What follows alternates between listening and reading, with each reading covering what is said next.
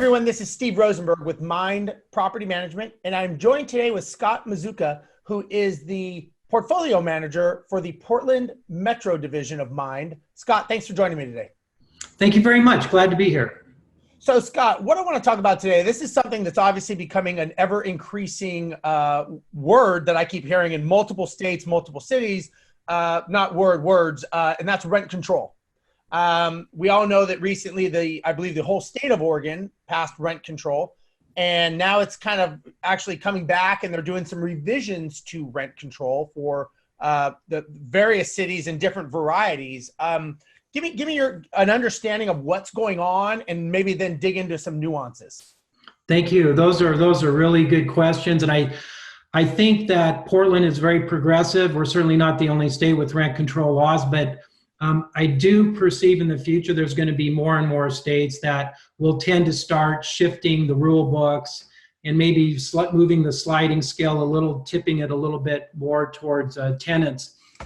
Understanding the economics out here in Portland is also important, because when you're talking about rent controls, there's often a driving force of why they would want to implement rent controls.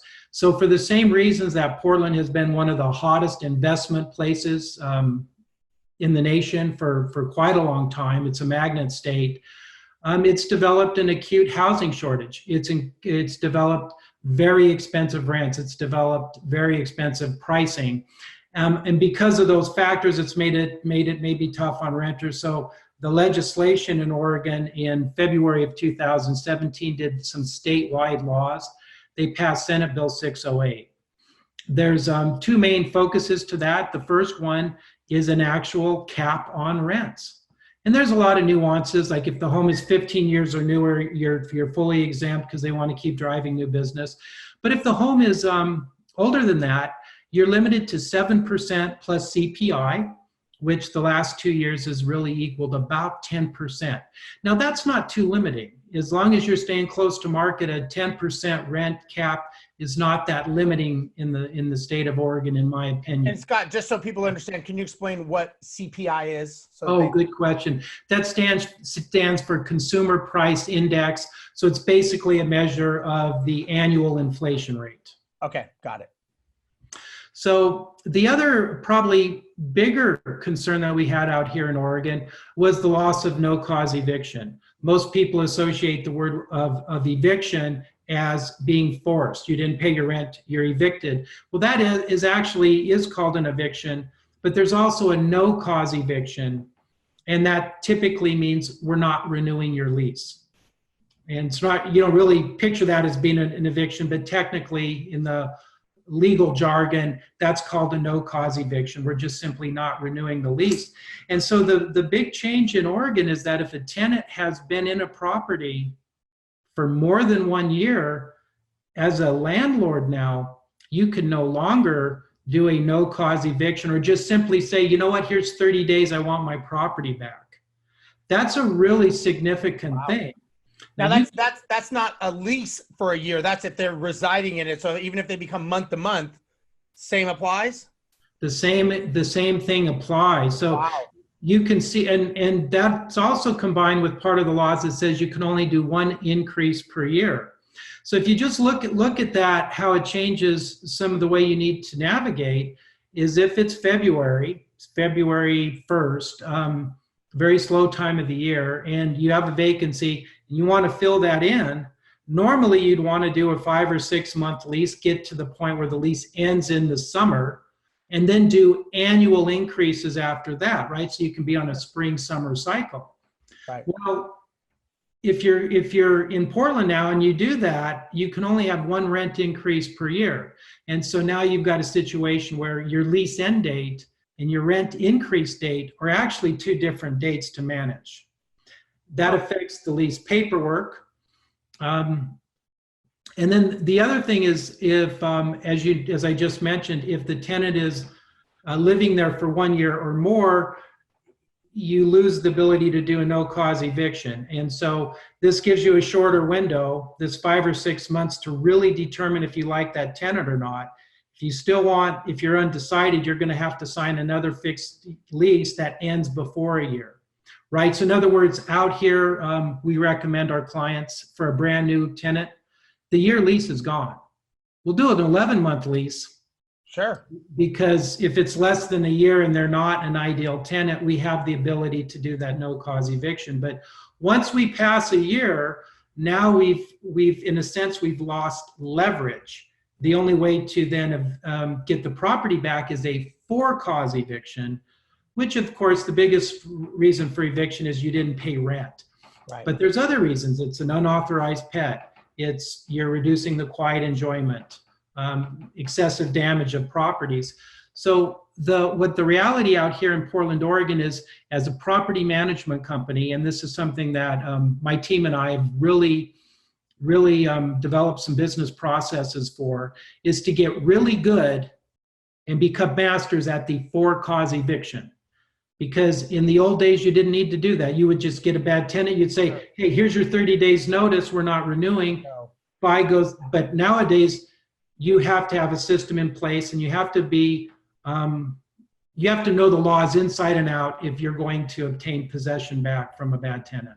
So you have to not only know your business and what you're doing, now you've got to get even more in the weeds of your business to get the, nuances of the 1 year, plus a month, minus a month, that could financially affect you considerably. And I mean, there's so many repercussions. How does somebody know this? Like, how would I, if I was managing my properties on my own, which I wouldn't do, but if I did, how would I know these laws and know these rules? Well, you would have to Google Senate Bill 608, and it's at least a 4-page bill. I'm sure that's really clear, right? That's probably crystal clear to know what that looks like. Well, and you've got to read legalese because it's been written by lawyers. So ultimately, you need to trust your own ability to interpret the laws yourself, or you need to hire a good real estate attorney, or you can consider hiring a good property management firm who's in the business to know the rule book and help you navigate the rule book. And my understanding is these laws are different in different areas, correct? It's not the same.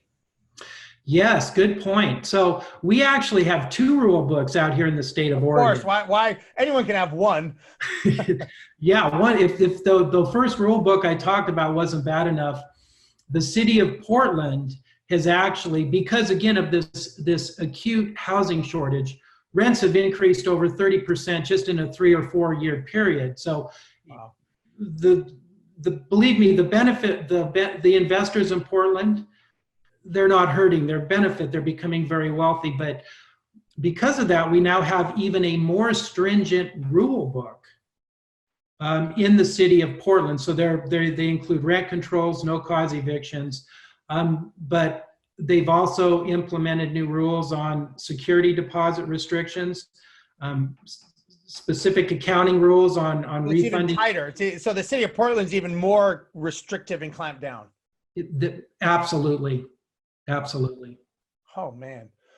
Well, this is a lot of information, and obviously not enough for one quick video, but golly, that is good to know. I mean, it's good to know that these exist, and also it's good to realize that you're running a business, and that business has laws and regulations, and you got to make sure that you're abiding by those laws and regulations, and that's your fiduciary responsibility as a business owner. When you own 1 property or 50, that's your job. And so that's why you've got to take this seriously, because the government takes it seriously, and they're going to hold you accountable seriously, in my opinion. And that's why it's so important. So, Scott, thank you so much. If somebody wants to find out more about your knowledge or talk to you about what's going on or have us manage your property, how would they do that? The best way to do it would be to go to mind.co, mynd.co, and then navigate to the Oregon location, because we're in multiple states. I am the portfolio manager of Oregon, and my contact information will be available. Great. And if you want to know more about Mynd Property Management, again, you can go to mind.co. We've got a lot of videos, a lot of content. We're in 16 different regions, so we're all over the place. We also have a Facebook group. It's called the Mastermind, MYND, Mastermind Real Estate Investment Club. And there you'll get to engage and converse and discuss with people like me, people like Scott, other investors, all over the country at all levels, discussing about what's going on, best practices, and very interesting topics. So you can join that Facebook group. It's an exclusive group, as well as our podcast show. It comes out every Friday. It's called the the Mindful Investor podcast show. It's on iTunes. Every Friday, a new episode comes out. There we have top level investors that talk not only about their successes, but more importantly, about their failures and how they overcome those failures and how it can apply to you and help you in your situations. So again, for Scott and myself, I'd like to thank you for watching, and we'll see you next time. Thanks for watching. Don't forget to like, comment, and subscribe. And if you'd like to keep the conversation going, join our Facebook group.